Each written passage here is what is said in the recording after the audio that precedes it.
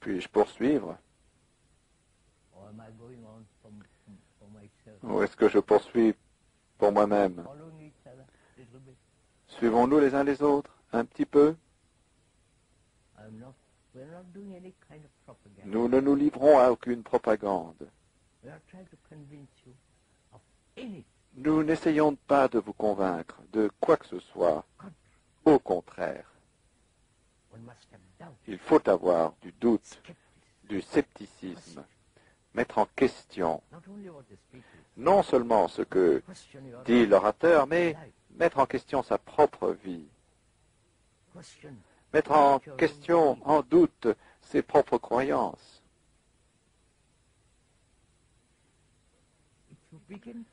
Si vous commencez à douter, cela donne une certaine clarté.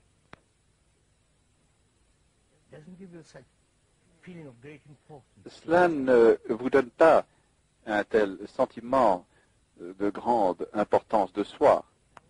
Donc, le doute est nécessaire dans notre exploration, dans notre recherche au sein de tout ce problème de l'existence. Et la question de savoir s'il est possible aux êtres humains qui sont peut-être quelque peu névrotiques, savoir si cette névrose peut être balayée afin de devenir sain, rationnel. Il s'agit de chercher avec un tel cerveau. Nous cherchons pour savoir si les cellules cérébrales peuvent, sans aucune influence de l'extérieur, ni gouvernementale, ni environnementale, ni religieuse, et tout le reste, s'il est possible de provoquer une mutation dans les cellules cérébrales. La question est-elle claire? Posons-nous cette question à nous-mêmes?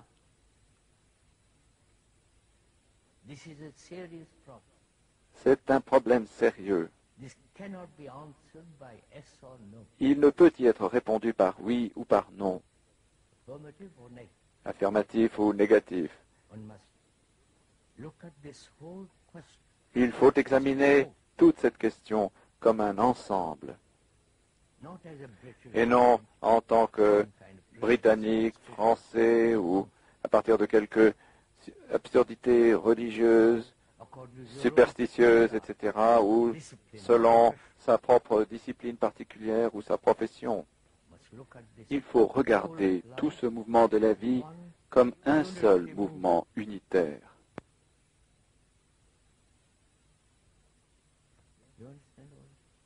Comprenez-vous tout ceci? Si nous le faisons, nous commençons alors à demander, est-ce possible?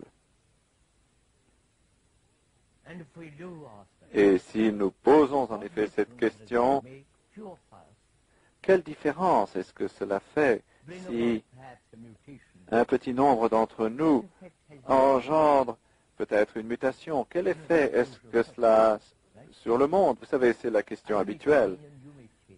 Je puis changer, vous pouvez changer. Un petit nombre d'entre nous engendreront peut-être une mutation, mais quel effet est-ce que cela a sur la masse des gens, sur les gouvernements? Arrêteront-ils les guerres? Et ainsi de suite. Je pense que c'est là une fausse question. Quel effet est-ce que cela a sur les autres? C'est une fausse question.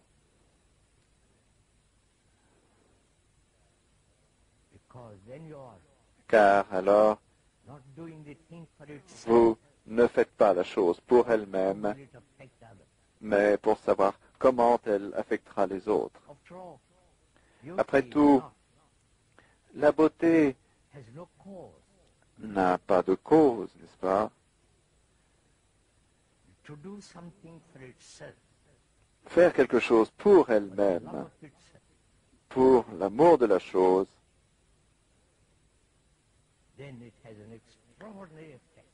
cela a alors un effet extraordinaire. Cela en a ou cela n'en a pas.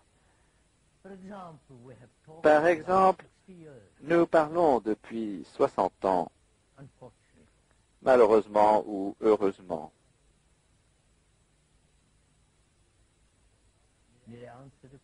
Puis-je répondre à cette question?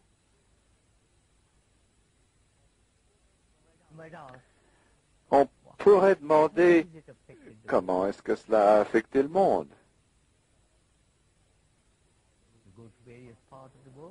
Vous vous rendez dans diverses parties du monde. Est-ce que cela a changé qui que ce soit? Je crois que c'est une question assez maladroite. On pourrait demander pourquoi la fleur s'épanouit-elle? Pourquoi y a-t-il cette étoile solitaire dans les cieux le soir?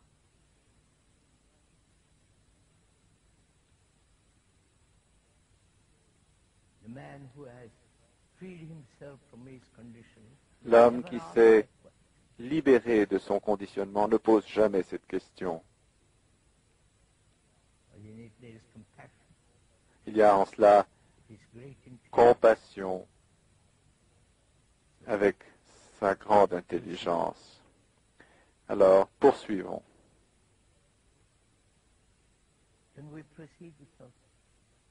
Pouvons-nous poursuivre? Vous n'êtes pas trop fatigué?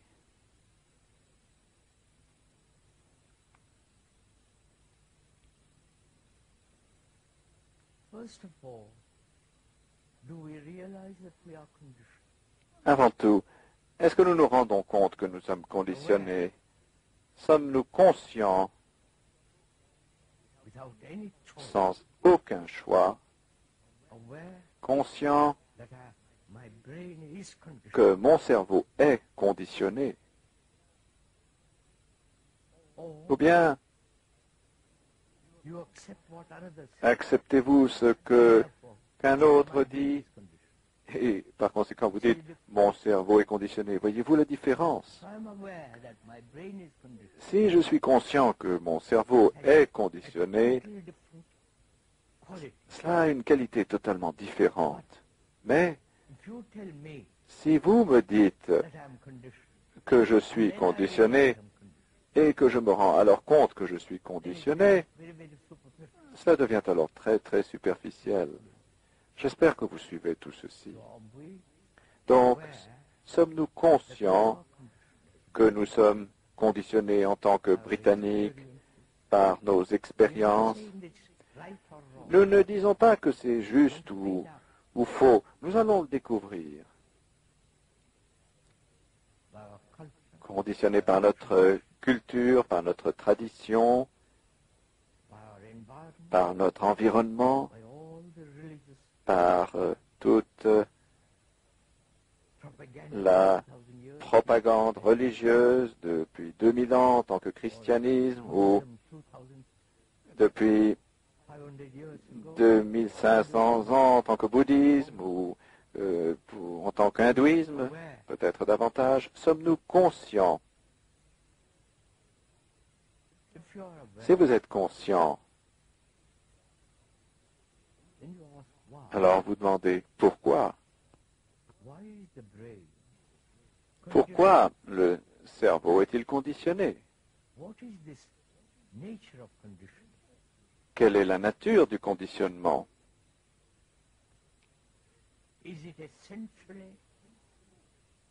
Est-ce essentiellement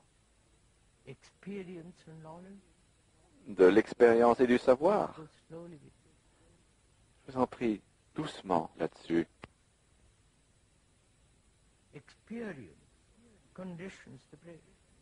L'expérience conditionne le cerveau. D'accord? C'est évident. Nous rencontrons-nous là? Et l'expérience signifie le savoir. D'accord? Pour apprendre à conduire une voiture, il vous faut de l'expérience. Vous entrez dans la voiture, la conduisez et accumulez à travers cette expérience le savoir-faire de la conduite.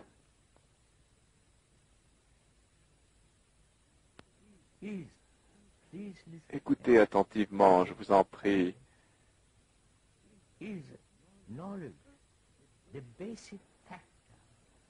Le savoir est-il le facteur fondamental de notre conditionnement? Le savoir étant la répétition d'une certaine tradition. D'accord? Et ainsi de suite. Le savoir est nécessaire.